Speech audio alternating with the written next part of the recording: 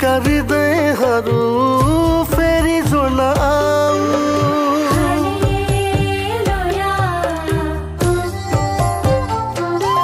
हो टुक्रिएका हृदयहरू फेरि जोड्न आऊ।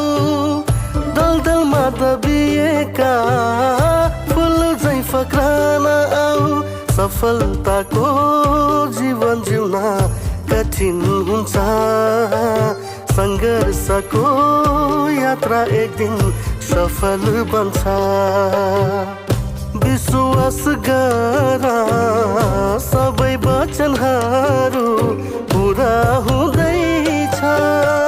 परम प्रभु परमेश्वरको राज्य अवश्य आउँदैछ।